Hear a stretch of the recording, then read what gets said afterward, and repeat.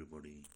Today I want to go over a poem we had in the first Pew textbook of 2002 or 2003, and the poem is a sonnet by the romantic poet Percy Shelley. Percy Shelley had a friendly competition with Horace Smith, and they competed to see who could write a sonnet on Pharaoh Ramses II. The Pharaoh Ramses II was a ruler of Egypt, and Ozymandias, that is the title of the poem, is the name that Percy Shelley gives to Pharaoh Ramses. So we'll read the poem. The poet meets a traveler from an antique land. An antique land is an ancient land. Here the land that is spoken about is Egypt. So the poet says, I met a traveler from an antique land who told the poet that two vast and trunkless legs of stone stand in the desert. So the poet's friend has traveled in Egypt, and he sees two vast means colossal or huge, and trunkless legs. Trunk is the middle part of the body. The trunk is the middle part of the body, but the trunk or the abdomen and the chest of the statue are missing. So they're only the legs of the statue, and they're standing in the desert. Near them, on the sand, half sunk, a shattered visage lies.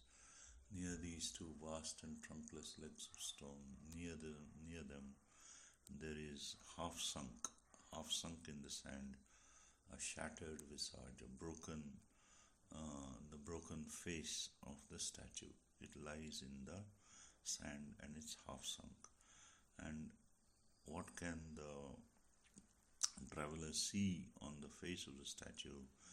He says, whose frown and wrinkled lip and sneer of cold command tell that its sculptor well those passions read, which yet survive, stamped on these lifeless things. So the traveler says that on the face of the statue there is a frown. The frown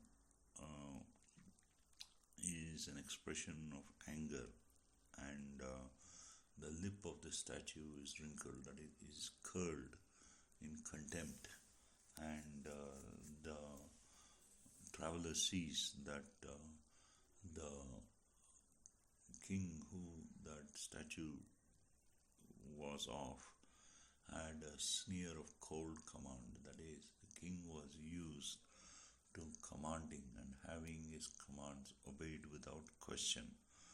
And he comments that the sculptor who captured that expression on the face of the statue, the sculptor could read those passions well, and those passions still survive into the present day, and those passions are stamped on these lifeless things, and the passions of the Pharaoh are stamped on the captured in stone. The lifeless thing which captures those passions is stone. And he continues, the hand that mocked them and the heart that fed. So mocked here means that imitated. The sculptor captured those passions well, and he also captured the mind of the Pharaoh, the heart that fed on those passions. All these things are captured in the statue. And on the pedestal, these words appear, says the traveler. And the pedestal is the base of the statue. On the pedestal, there is some writing, and the words on the pedestal say that, my name is Ozymandias, King of Kings. Look on my works, ye mighty, and despair. So the traveler tells the poet that the statue was of Ozymandias, and Ozymandias called himself the King of Kings. King of Kings means an emperor. An emperor is a king who has captured vast tracts of uh, uh, vast tracts of land other than his kingdom. So he was an emperor, a king of kings, and behind that statue was probably built a huge city, and in that city the works of Ozymandias were placed, and any other king who visited the kingdom of Ozymandias, any mighty ruler who visited the kingdom of Ozymandias would have to despair. That is, he would have to have lost hope, and because he could not equal the achievements, the grandeur, the majesty of Ozymandias. But now the traveler makes an ironic comment. He says, "Nothing besides remains round the decay of that colossal wreck. Boundless and bare, the lone and level sands stretch far away." But now what has happened? Nothing survives of that city, nothing survives of Ozymandias.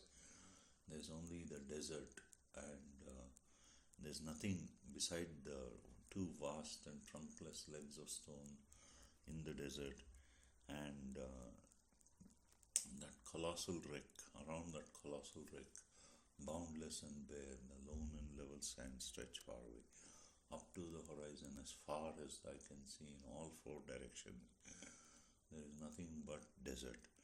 So,